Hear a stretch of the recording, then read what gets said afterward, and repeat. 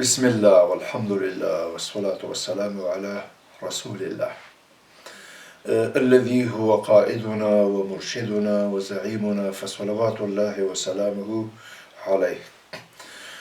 ترحمد صلاة أو سلام رستا دي اسلام دي اقتصادي نظام دي مضمون دي درسونو په لړ کې نن نهم درس وړاندې کیږي.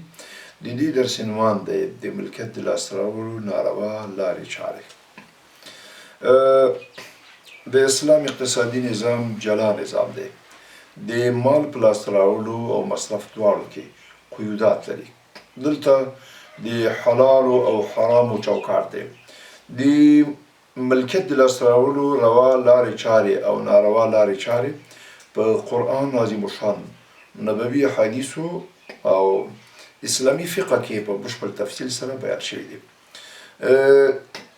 په دغه بحث کې به موږ د ملکیت د لاسته راوړلو په هغو لارو چارو بحث وکړو چې ناروا بڼه لري، لکه د غدر او دوکې بیې، غش او خیانت، د قدرت او نفوذ استعمال، د غلا، غصب، د زنا، اجوره، رشوت، احتکار، قمار او سود.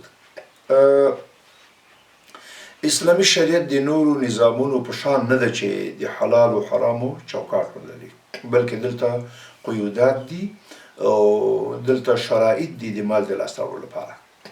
د ملکیت د لاسته راوړلو په ناروا لارو چارو کې اول د غدر او خیانت بیې دي. د غدر معنا، غدر په لغت کې دوکې ته وایي. د دوکې بیه هغه ده چې په ښکاره اخیستونکي ته دوکه ورکړي او باطن نه معلومي. د دوکې په بیه کې هغه نامعلومې بیې شامل دي چې اخیستونکی په حقیقت نه پوهیږي، لکه په اوبو کې د کبانو خرڅول چې لا تر اوسه لاسته نه دي راغلي. یو ځل جال اچول او هغه جال خرڅول چې هر څه پکې راغله، دا حرام دي. د دې جواز په شریعت کې نشته. په همدې توګه ځینو اسلامي فقهاو د دوکې په بیه کې د هغه شي بیه هم شامله کړې ده چې هغه له تا سره نه وي او نه لاسته راوړل ممکن وي او نه د ترلاسه کولو باوري. همدارنګه مخازره، مخکې له پخېدلو د میوو خرڅول، میوه لا پخه نه ده، خامه خرڅی په ونو کې، د دې جواز نشته. محاقله په وږو کې د غنمو خرڅول، چې ته وږي خام غنم په وږو کې خرڅی، د دې جواز هم نشته. مزابنه چې ده د لمدو خرماو خرڅول، په وچو خرماو باندې. د څاروي په خېټه کې د بچي خرڅول، د څاروي په شا د وړیو خرڅول او داسې نور هم زموږ علماو په دې کې شامل کړي دي. د ملکیت د لاسته راوړلو دوهمه ناروا لاره چاره غش دی. غش د صفایي ضد او د خیانت په معنا هم راځي. خیانت او دوکه په دې سره رامنځته کیږي چې اخیستونکي ته مبیعه معلومه نه وي، تا مبیعه معلومه کړې نه ده او نامعلوم شی خرڅی او نه مشتری لیدلې ده او یا خو یې خرڅوونکی دروغ وایي، نو د دې جواز نشته. شرعي حکم دا ده چې دا حرام ده. په دې هکله ګڼ حدیثونه راغلي دي چې موږ ته د خیانت په هکله د شریعت حکم څرګندوي. پیغمبر صلی الله علیه وسلم فرمایلی دي: من حمل علینا السلاح فلیس منا ومن غشنا فلیس منا. چا چې په موږ باندې وسله راپورته کړه، معنا دا ده چې مسلمان د مسلمان په خلاف وسله راپورته کوي او د هغه د وژلو لپاره اقدام کوي، ویروي. نبی صلی فرمایي چې دا له موږ نه ده او دا د ما په طریقه نه ده، دا زما په تګلاره برابر انسان نه دی او څوک چې له موږ سره خیانت کوي دی هم له موږ نه ده. نو په همدې ډول په یو بل روایت کې راغلی دي، نبی صلی فرمایي څوک چې یو شی خرڅ کړي او د هغه شي عیب بیان نه کړي، نو دغه سړی به د تل لپاره د الله په غضب کې او ملایکې به په ده باندې لعنت وایي. نو د خیانت ګڼ شکلونه دي. د ټګۍ د اشکالو نه په طول کې کموالی، چې څوک طول کوي خو په طول کې کموالی کوي.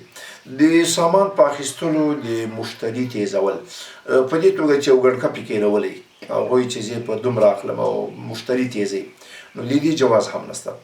د خرڅون په خاطر د څاروي د غولانځ ډکه پرېښودل او نیل وشل، یو سړی مارکیټ ته غوا وړاندې کوي خو 2-3 ورځې نه لوسي او تر څو یې غلام ډکه سي او غټه ښکاره سي چې دا ډېرې شودې کوي. له بانډو او اطرافو نه ښار ته د سامان راوړونکو پسې لارې ته ورتلل. نو دا هم نبي اسلام منې کړي دي. نبي اسلام فرمایي چې لا جلبه ولا جنبه. نو ته به د سامان لپاره لارې ته نه ورځې چې ته ورته وایې چې په ما یې خرڅ کړه، زه به یې تا ته قیمته خرڅ کړم. دا جواز نشته.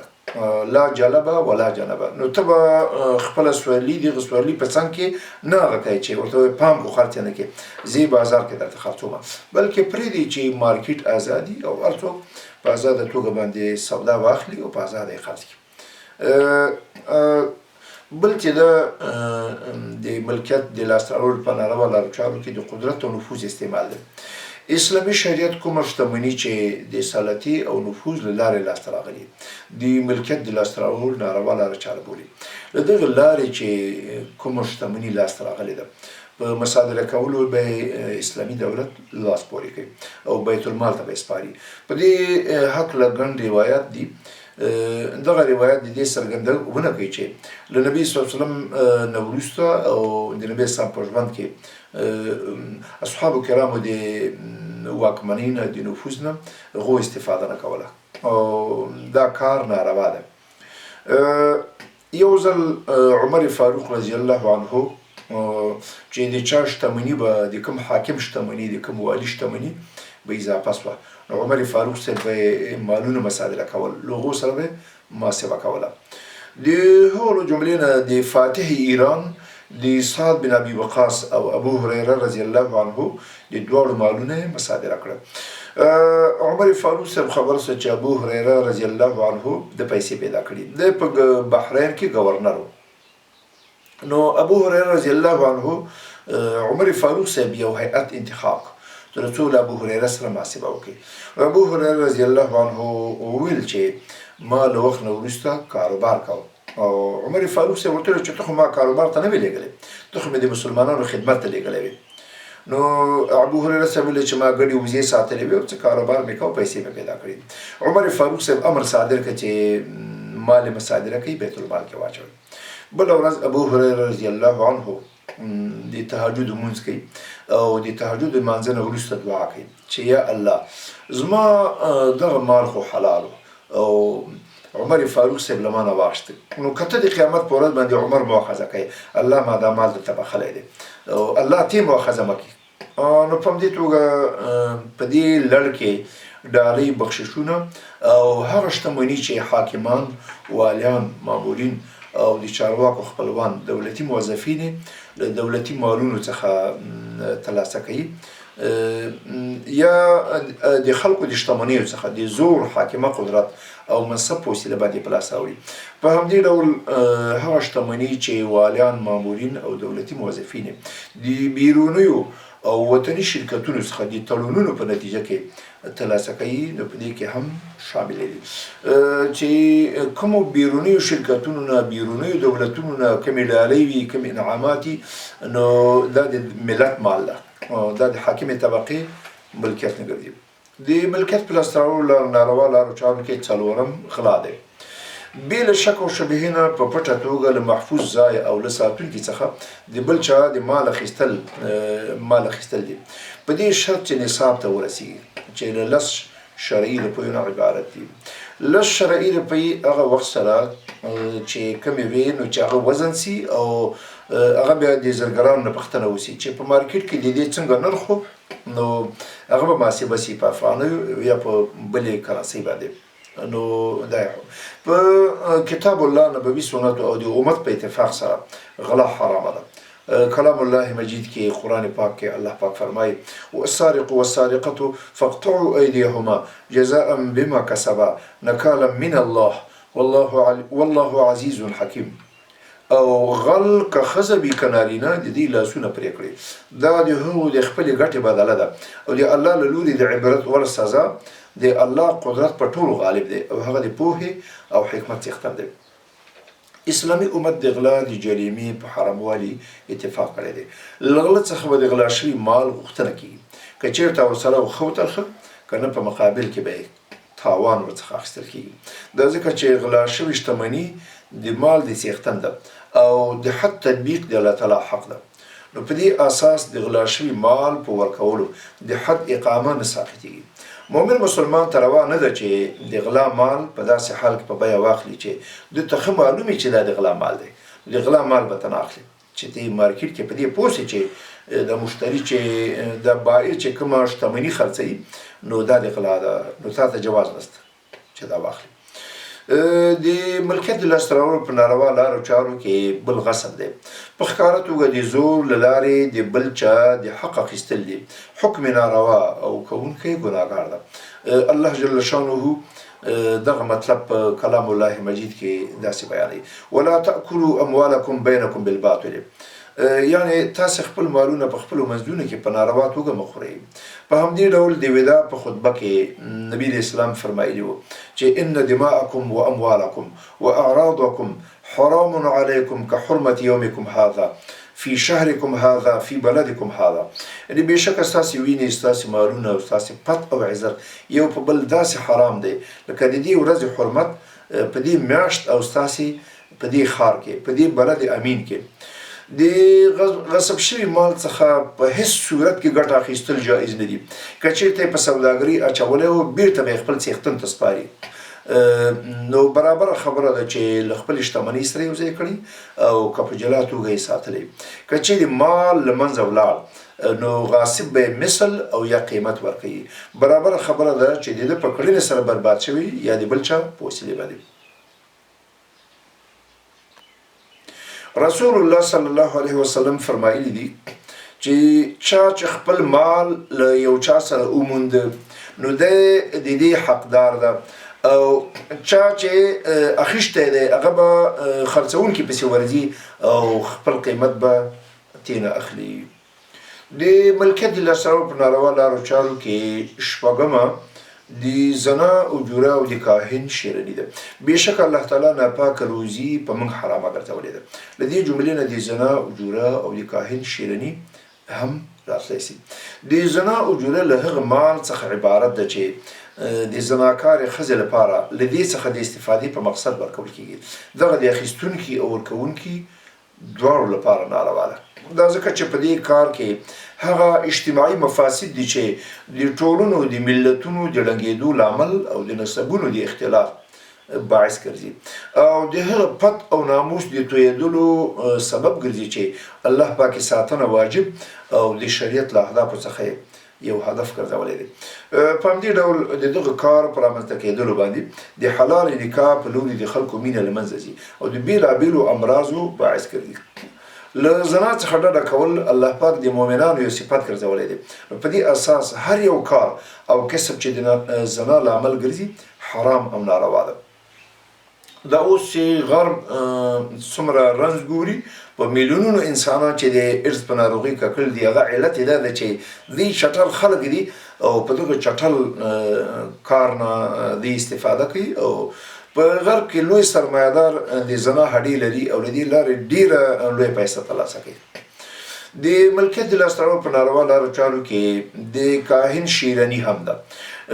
دا له هغې اجورې نه عبارت ده چې هغه دروغجن ته ورکول کېږي چې د غیبو د پېژندنې وینا کوي. دغه وینا خو یا د علاج لپاره چې په دروغو باندې وایي چې تا باندې پیریان ناست دي یا فلان دي بستان دي، او یا د غلا د معلومولو لپاره. په یقیني توګه پیغمبر صلی الله علیه وسلم دغه کار حرام بللی دی. دا ځکه چې په دې کار کې دروغ، خیانت او حیله هم وي. ډېر ځله د شرک او کفر درجې ته رسیږي. پیغمبر صلی الله علیه وسلم کاهنانو ته له ورتلو څخه خلک ویرولي دي.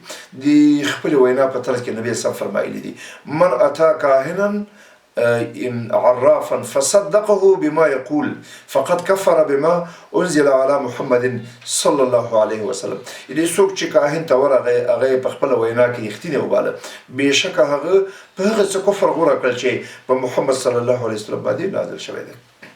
د ملکیت د لاسته راوړلو په ناروا لارو چارو کې بل رشوت دی. اوس رشوت څه ته وایي؟ رشوت له هغه مال نه عبارت ده چې د وخت حکمران، مامور او قاضي ته د خلکو د یو کار د کولو له امله ورکړی سي چې دغه کار له رشوته پرته هم کېدلی سي. بېشکه الله پاک رشوت حرام ګرځولی دی. قرآن پاک کې الله پاک فرمایي ولا تأكلوا اموالكم بينكم بالباطل وتدلوا بها الى الحكام لتأكلوا فريقا من اموال الناس بالاثم وانتم تعلمون. تاسې په خپلو منځونو کې یو د بل مالونه په ناروا توګه مه خورئ او مه هغو حاکمانو ته په دې غرض وړاندې کوئ چې تاسې ته په قصدي توګه او ظلم سره د نورو د شتمنۍ د خوړلو فرصت په لاس درسي. د رشوت په توګه د مالونو ورکړه حاکمانو، قاضیانو، مامورینو پورې منحصره نه ده، بلکې د دې ګڼ شکلونه دي، لکه منتخب وکیلانو ته پیسې ورکول تر څو رایه ورکړي، او یا جمهور رئیسي دا ځکه چې منتخب هیئت د لویدیځ په اساسي قانون کې د دولت دریم ځواک جوړوي. د رشوت ورکړه د ټولنې د سقوط او ړنګېدو له اسبابو څخه ده. هغه چې د تل لپاره غیر اسلامي ټولنې ورسره لاس و ګرېوان دي. د رشوت د حرمت په هکله نبوي څرګند فرمانونه هم دي. امام ابو داود د حضرت ابو هريره رضی الله عنه په روایت باندې د پیغمبر صلی الله علیه وسلم دغه وینا نقل کړې ده. رسول الله صلی الله علیه وسلم فرمایي لعنت الله علی الراشي والمرتشي فی الحكم، یعنی د الله تعالی لعنت دی وي په رشوت ورکوونکي او په پریکړه کولو کې په رشوت اخیستونکي. د پورتني دلیل په اساس هر هغه شتمني چې د رشوت له لارې ترلاسه شوي حرام مال بلل کیږي. لازمه ده چې دغه مال مصادره سي او په بیت المال کې کیښودل سي.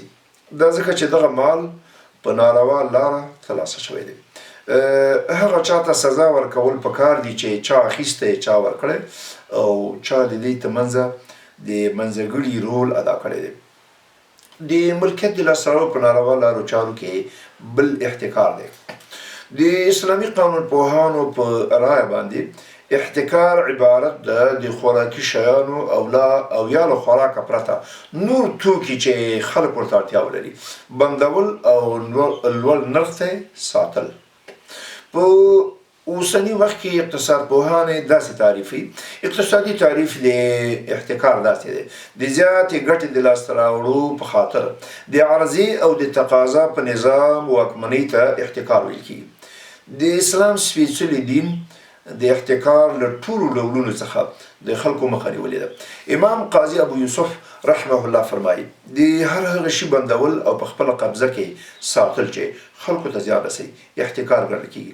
اگر که سره زري یا جامې له دې امله چې په احتکار کې د سوداګرۍ او صنعت ازادي له منځه ځي، د خلکو په وړاندې د رزق او روزۍ دروازې بندېږي. لازمه ده چې خلک کار وکړي او روزي ترلاسه کړي. په همدې توګه د احتکار په وسیله د روا سیالي او رقابت روح چې د ښه سامان جوړولو او د تولید د پرمختګ لامل ګرځي وژل کېږي. د نبي صلی الله علیه وسلم ارشاد مبارک دی: الجالب مرزوق والمحتکر ملعون، یعنی څوک چې بازار ته د خوراک شیان راغواړي هغه ته رزق ورکول کېږي او محتکر سړی ملعون دی. اوس احتکار په کومو حالاتو کې صورت مومي چې ذخیره شوی مال د خپل ځان او خپل کورنۍ له ضرورته د یو کال په اندازه زیاتی. دا ځکه چې پیغمبر صلی الله علیه وسلم به د خپل کورنۍ د لګښت لپاره د یو کال خرڅ ذخیره کاوه. که د یو کال د خرڅ په اندازه وي نو پروا نشته، خو که د یو کال نه اضافه نو ته ساتې نو دا بیا احتکار دی. دغه خبرې ته انتظار به ایستل چې کله به د سامان نرخ خل ورسي، په داسې حال کې چې خلک ورته ډېر ضرورت ولري او د خلکو اړتیا وي. دریم دا چې د مال ذخیره کول په داسې وخت کې رامنځته شي چې خلک خوراکي موادو او جامو ته اړتیا ولري. اوس کوم شی احتکار نه ګڼل کېږي؟ اول هغه شی چې یو سړی د خپل ځان او د خپل اهل و عیال او کورنۍ د خوراک لپاره د اقتصادي ستونزو له وختونو څخه پرته ذخیره کوي. هغه خوراکي مواد چې د راتلونکي وخت د استهلاک لپاره ذخیره کیږي. دا ځکه چې د خوراکي موادو تولید د موسم په اعتبار او استهلاک ټول کال در بر نیسي. د مثلا غلې دانې، یو که څوک د یو کال غله دانه ساتي نو پروا نشته. هغه چې دولت په احتیاطي ډول د حوادثو د رامنځته کېدو د مقابلې لپاره ذخیره کوي. نو په دې کار کې هدف د تولید کوونکو او مستهلکینو حمایه. نو ګودامونو کې که دولت ذخیره کوي نو دا احتکار نه دی چې د اضطراري حالاتو لپاره جمع کوي. د ملکیت د لاسته راوړلو په ناروا لارو چارو کې نهمه لاره چاره قمار دی. هر هغه لوبه چې د دوو او یا زیاتو افرادو تمن د مال په وسیله ترسره سي، د لوبې غالب لوری به له مغلوب لوري څخه مال ترلاسه کوي، نو دې ته قمار وایي. د قمار د ټولو ډولونو په حراموالي کې د اسلامي پوهانو ترمنځ هیڅ اختلاف نشته. د اس او اوښ په ځغلولو او د غشو او ډزو په ویشتلو کې اسلامي شریعت د مسابقې جواز ورکړی دی او انعام هم روا بللی دی، خو په دې شرط چې حکومت یې ورکړي. که دوی په خپل منځ کې پیسې کېږي او بیا په مسابقه کې وړي نو دا قمار دی او د دې جواز نشته. د قمار او د جواري د حرمت دلیل د الله تعالی د عظیم شان پیام دی. قرآن کریم کې الله پاک فرمایي یا ایها الذین آمنوا انما الخمر والميسر والانصاب والازلام رجس من عمل الشيطان فاجتنبوه لعلكم تفلحون انما يريد الشيطان ان يوقع بينكم العداوة والبغضاء في الخمر والميسر ويصدكم عن ذكر الله وعن الصلاة فهل انتم منتهون. یعنی ای مؤمنانو د شراب، جواری، دا درشلی او غشي دا ټول ناولي او شیطانی کارونه دي، لغونه ډډه وکړي. هیله د تاسو ته برای در په برخه سي. شیطان خدا غواړي چې د شراب او قمار په وسیله ستاسې په منځ کې عداوت او دښمني واچوي او تاسې د الله له یادولو لمانځه څخه منع کړي. نو آیا تاسې له دې چارو څخه لاس اخلي؟ نو یعنی دې ته استفهام انکاري وایي. نو معنا دا ده چې تاسې منع سي. په دې کې هیڅ شک نشته چې قمار کول لوی عظیم الشانه ګناه ده. د عقل غوښتنه همدغه ده چې قمار حرام ده. دا ځکه چې دغه کار په فرد او ټولنه ډېرې بدې اغېزې پرې باسي. قمار د الله پاک جل شانه له طاعت او لمانځه څخه منع کېدل او د مال او شتمنۍ د ړنګولو او د تولید د تعطیل لامل ګرځي.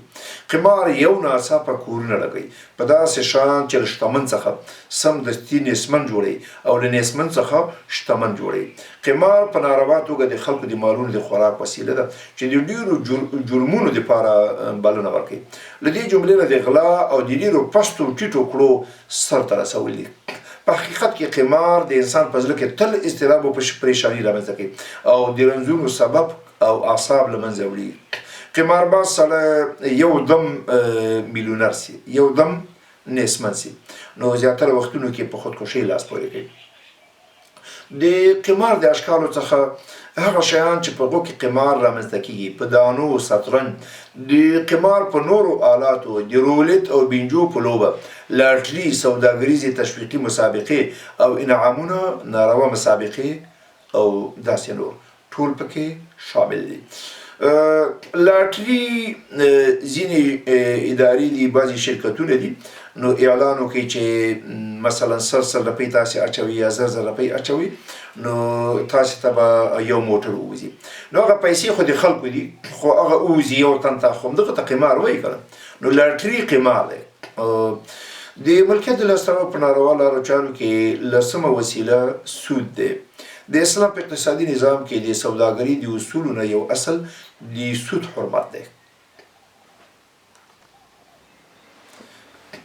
سود له زیاتی مال څخه عبارت ده چې په مقابل کې مالی عوض نه وي. دغه ډول سود له اسلامه د مخه په جاهلي جزیرة العرب کې رواج و. د اسلام د زرن د بل پر راختلو سره حرام وګرځول شوی.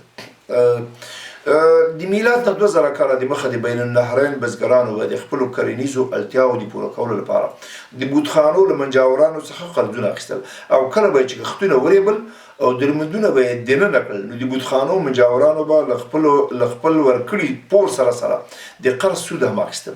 د اسلام تر راتګ پورې په ګرد عربي ملت کې د سود ناوړه دود جاري و. د جاهلیت په زمانه کې عربو د سود راکړه ورکړه د دولت د ګټلو غوره کاروبار ګاڼه. اوس په دې باندې بحث کوو چې په نورو ادیانو ملتونو کې د سود وضعیت څنګه و. پخواني یونانیانو سود اقتصادي رنځ باله.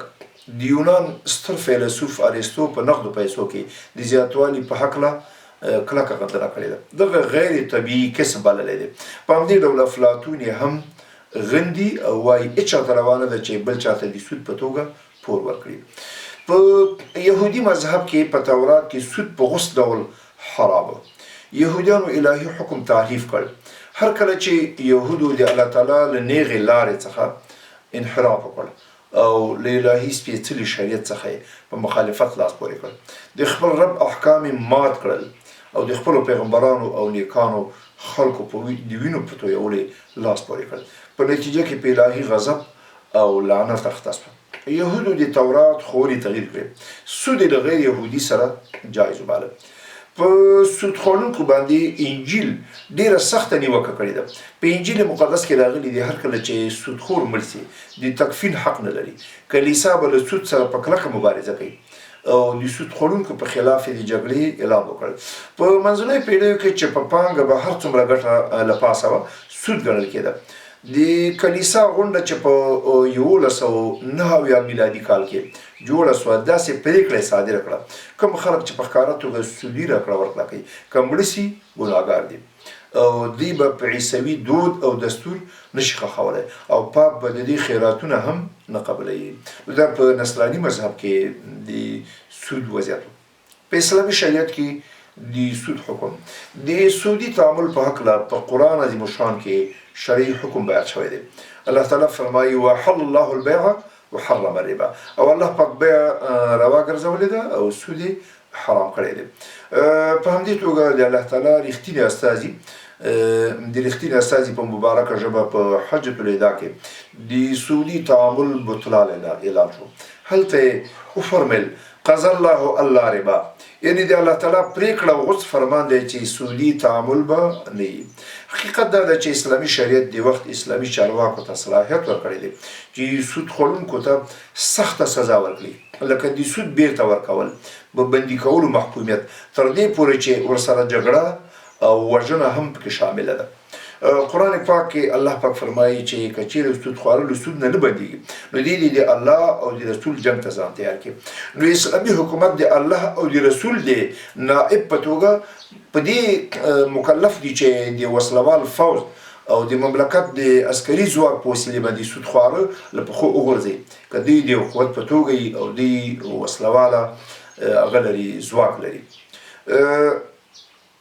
نو څوک چې په سودي تعامل لاس پورې کوي او روا یې بولي نو په دغه صورت کې مرتد ګرځي، دا سړی بیا کافر دی.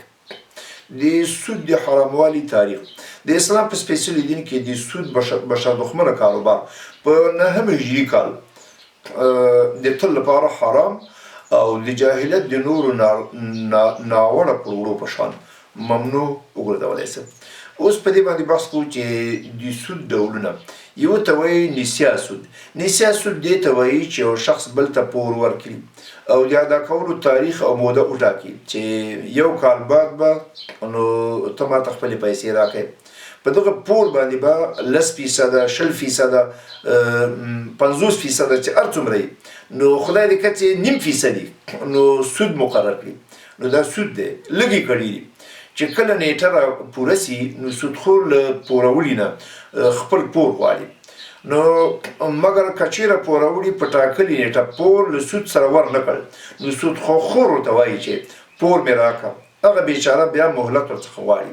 نو سودخور د پور مخکنی سود له اصل پور سره یو ځای کړي، بیا یې په سود ته بلې نیټې پورې ورکړي. نو دې ته د نسیا سود وایي. دا حرام دی. د مثال په ډول یو شخص له بل نه په ژمي کې یو بوري غنم نسیا ترلاسه کړي په دې شرط چې په دوبي کې به 1.5 بوري ورکوي. اوس دغه نیمه اضافه بوري د ورکړي پور قیمت نه ده بلکې یوازې د دغې مودې په عوض کې ورکوي چې پرې تېرېږي. نو دا هم سود ګرځي او په دې توګه که څوک چاته 1,00,000 روپۍ 2,00,000 روپۍ ورکړي او ووایي چې په کال کې به ماته 10%، 20%، 1% نو پیسې اضافه راکړي، نو دا ټول سود حسابېږي. بل چې دی ربا الفضل دی. ربا الفضل دا د زیات اخیستلو سود دی. د سود دویم ډول ربا الفضل یعنې ذات اخیستل دی. د مثال په ډول یو شخص بل ته 100,000 افغانۍ غټ نوټونه ورکړي او له هغه نه 100,000 افغانۍ واړه نوټونه غواړي. په دې شرط چې 1000 یا 1500 یا 100 یا 1 روپۍ له پاسه ورکړي. د سود دی او حرام دی. په غلودانو کې سود داسې دی چې یو شخص له بل سره غنم یا جوار یا اوربشي یا وریجې او داسې نور بدلوي. یو پلو یو بوري یا یو من ورکوي او بل لاس په لاس یو نیمه بوري یا نیمه من ورکوي. دا په جنس کې سود دی، ځکه چې که څه هم لاس په لاس ده مګر زیاتوالی له یو پلوه پکې کړی شوی دی. اسلامي شریعت په دې کې 2 اصول ایښي دي. که چیرې له دواړو پلورونکو څخه د پلورلو او پیرودلو شی جنس وي، یعنې سره زر په سرو زرو، سپین زر په سپینو زرو، غنم په غنمو، اوربشې په اوربشو، خرما په خرماو، جوار په جوارو او داسې نورو بدلوي. نو په دې کې د کره او عمده او متوسط په نظر کې نیول شرعا نشي کېدی، بلکې برابر په برابر به پلوري او په طول کې به برابر وي او قانونو سود پکې راځي. بل کچېرې اجناس بدل سي، یعنې سره زر په سپینو، غنم په اوربشو، وریجې په جوارو، نو دې کې زیاتوالی جایز دی. نو چې کله جنس بدل سه نو بیا پکې تفاضل جایز دی. مثلا یو سړی 1 توله سره زر په 2 تولو سپینو زرو، 1 من غنم په 2 من غنمو، یا کالدار په افغانیو په ډالرو باندې بدلوي، نو دا صرف بدل دی او جنس بدل دی. نو په دغه صورت کې تفاضل جایز دی، مګر نسیه پکې روانه ده، باید لاس په لاسي. اوس ته صرافي کوي او ته پیسې بدلوي، نو دې کې یو دا ده چې جنس به بدلي. که جنس یو شی و نو بیا پکې مساوات دی، او که چیرې داسې و دا یو. دویم شرط دا ده چې دغه دې کې به نسیه نه وي چې اوس مثال د خبرې تا سودا وکړه د صرافۍ او سبا ته بیا پیسې اخلي، دا جایز نه دی، دا به لاس په لاس وي. نو دې کې نبي اسلام فرمایي چې یدا بیدن. له عباده بن صامت رضی الله عنه څخه روایت ده، نبی صلی الله علیه وسلم فرمایي الذهب بالذهب والفضة بالفضة والبر بالبر والشعير بالشعير والتمر بالتمر والملح بالملح مثلا بمثل سواء بسواء يدا بيد فإذا اختلفت هذه الأصناف فبيعوا كيف شئتم اذا كان يدا بيد.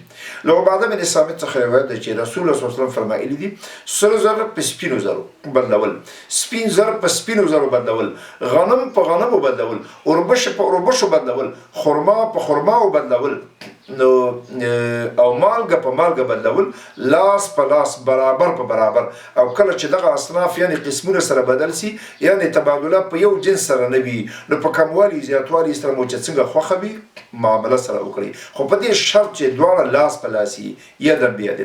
مطلب دا چې که غنم په غنمو سر په سر بدلولی سي، نو په 2 شرطونو سره روان. یو دا چې طول او وزن کې به سره برابري، او بل دا ده چې لاس په لاس به وي، نو نه به پکې زیاتوالی وي او نه پور. او که جنس بدل سي، غنم په اوربشو یا په مالګه یا بل شي او سره په سپینو زرو بدلول وي، نو زیاتوالی کموالی پکې جایز دی. په سود کې یوازې 2 اساسي او محوري اشیا دي، یو قدر او بل جنس. هغه قدر او جنس چې طول او پیمانه پکې وي، او هغه شیان چې طول او پیمانه پلورل چې په طول او پیمانه پلورل او پیرودل رواج نه وي، لکه ځمکه بدلول، فرش، ظرف، په همدې توګه فرنیچر او معدود اشیا هغه چې خرڅول په شمیر وي، لکه چهارمغز. په هغو کې په خپل جنس سره په بدلولو کې زیاتوالی کموالی فقهاو جایز ګڼلی دی، لکه رخص هګۍ سوه، په همدې توګه یو پسه په 2، یو هګۍ په 2، 15 ګزه رخص په 6 ګزه باندې ورکول جایز دي، په دې شرط چې لاس په لاس او قبض کړی سي. ځکه چې په کوم شیونه چې ګز کېږي او کوم شیونه چې شمارل کېږي، لکه هګۍ سوی یا چهارمغز سو، نو د سود شرعي معیار چې پیمانه او طول دی، نو په دې کې موجود نه دی، نو په دې کې سود هم نه راځي. د سود زیانونه، د سود یو اخلاقی زیان دی. په انسان کې بنیادی جوهر روح او حمیده اخلاق دی. په همدې اساس که چیرې د سود اخلاقي څېړنه وکړی شي، نو دا به ثابته سي چې د سودخورۍ په وجه په سودخور کې د زړهسوي او د عاطفې حس له منځه ځي، او په ځای شومتیا، کنجوسي او د زړه سختي، ظلم او ځان پالنه رامنځته کېږي. سود چې ده د غربت د زیاتوالي وسیله ده. په سودي سیستم کې مال او دولت د څو کسانو سود خوړونکو په لاس کې شي چې له دې امله دغه دولتمند زیات بډای او غریب زیات غریب سي، ټولنه په طبقاتو وویشل سي، ځکه څه چې ګټي هغه سود خوړونکو ته په سود کې ورکوي. د بیکاري خپسه په اکثریت باندې مسلط وي او دغه حقیقت اوس هم د لویدیځ د پانګوالو نظام اقتصادي ماهرینو هم منلی دی. د انګلستان نامتو اقتصادي ماهر لارد کینز ویلي دي تر څو پورې چې سودخوري د یو معقولې طریقې په وسیله باندې له منځه لاړه نسي، تر هغه پورې له نړۍ څخه بیکاري نشي ختمېدلی او بشري نړۍ به تر اوږده وخته پورې دغه بېروزګاري زغمي. د سود اجتماعي زیان د سود اجتماعي زیانونه دا دي چې په ټولنه کې کرکه، نفرت او د وګړو ملتونو ترمنځ دښمني ایجادوي او افلاس رامنځته کوي. په ټولنه کې د دولت او شتو د آزادانه ګردش مخنیوی کوي. له بېوزلانو څخه د شتو مخ بډایانو ته ګرځي. د بېوزلانو په زړونو کې د بډایانو سودخوارو په مقابل کې کینه پیدا کوي چې تصادم ته منتج کیږي. د سود تمدني بدې اغېزې د لومړي نړیوال جنګ په مهال انګلستان د امریکا له متحده ایالاتو نه د یو ستر پور معامله وکړه چې دې ته په تاریخ کې د بریتون وودز معامله وایي. انګلستان غوښتل چې د دې خوشحاله او شتمن دوست چې په جګړه کې د دې ترڅنګ ولاړو له سود نه پرته به پور ورکړي، خو امریکا له سود پرته قرض ورکولو ته تیاره نه وه. انګلستان د خپلو اقتصادي ستونزو له امله اړو چې دغه ورکول ومني. دغه سودي تعامل چې کومې ناوړه اغېزې په انګریزي قوم پرېښودې هغه دا دي. د انګلستان نومان اقتصاد پوه لارد کینز چې د انګلیس د دولت په نمایندګۍ دغه معامله کړې وه، د بیرته ستنېدو په مهال د برطانوي دولت په شاهي ماڼۍ کې د خپلو خبرو په ترڅ کې داسې ویل: زه به ټول ژوند د غم او خفګان احساس کوم چې امریکا موږ ته له سوده پرته پور رانه کړ. مستر چرچیل چې ډیر سخت امریکا نواز شخصیت و داسې وویل: دغه ډیره ناوړه معامله ده چې له موږ سره شوې ده. رښتینې خبره دا ده چې دغه چلند زموږ په اړیکو ډیره بده او ناوړه اغېزه پرې ویستلې ده. د هغه وخت د مالی وزیر ډاکټر ډالټن چې کله د دغه معاملې منظوري پارلمان ته وړاندې کړه، د خپلې وینا په طرز کې په ډیر تعصب سره وویل: دغه دومره ستر او لوی اقتصادي بار چې په موږ ایښودل شوی، موږ له جګړې اوس راوتلي یو، دغه زموږ د سرښندنو هلو ځلو ډیره اریالونکې ډالۍ ده چې موږ د ګډو اهدافو په خاطر وزغملې. زموږ غوښتنه دا وه چې حسنه پور به راکړي، خو په ځواب کې موږ ته وویل سو چې دغه د عملي سیاست تګلاره نه ده. دا زموږ درس د درس په پای کې د درس لنډیز وړاندې کوو. د ملکیت د لاسته راوړلو ناروا لارې چارې د غدر بیې، غش، د مال په لاسته راوړلو کې د نفوذ استعمال، غلا، غصب، د زنا اجوره او د کاهن شیرني، رشوت، احتکار، قمار او سود دی. په پای کې یو څه سوالونه مطرح کوو. هغه دا چې غلا څه ته وایي او د غلا حکم څه دی او په کوم آیات باندې د غلا حرمت ثابت دی. سود څه ته وایي، د سود ډولونه کوم دي او د سود ناوړه اغېزې په ټولنه او په ملتونو باندې کومې دي. نو په همدې اکتفا کوو. واقول قولي هذا استغفر الله لي ولكم والسلام عليكم ورحمة الله وبركاته.